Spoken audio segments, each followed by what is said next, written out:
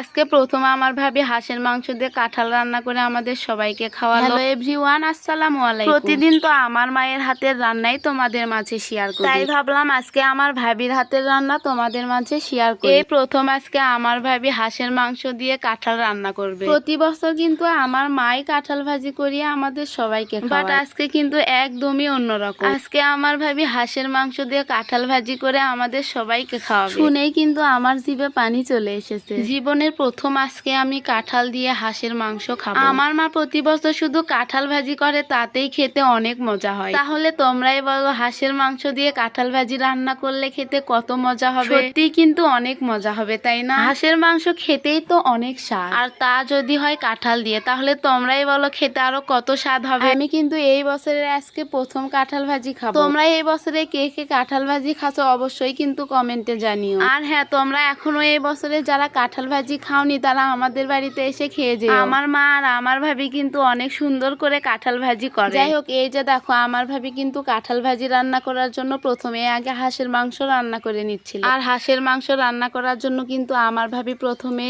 পেঁয়াজ রসুন আদা এগুলো দিয়ে তেলানি দিয়েছিল। তারপর এর মধ্যে আমার ভাবি হাঁসের মাংস দিয়ে দিল। তারপর আমার ভাবি হাঁসের মাংসগুলো কড়াইয়ে দিয়ে কিছুক্ষণ নাড়াচাড়া করে নিল। আমার ভাবি এইদিকে হাঁসের মাংস রান্না করতেছিল, আর আমার মা কিন্তু এইদিকে কাঁঠাল কাটতেছিল। আমার মা এদিকে কাঁঠাল কাটতেছিল, আর আমি আর তাসফিয়া কিন্তু অর্ধেক খেয়ে শেষ করে দিয়েছিল। এই যে দেখো, তাসফিয়া কিন্তু কাঁঠাল খাচ্ছিল বারবার। ওকে কিন্তু কাঁঠাল খেতে মানা করলে ও কিন্তু কান্না শুরু করে দেয়। তোমরা অনেকেই জানো তাসফিয়া কিন্তু সারাদিন একটার পর একটা খায়। আজকেও কিন্তু তার কোনো ব্যতিক্রম নেই, ও সকাল থেকে খেতেই চলেছে।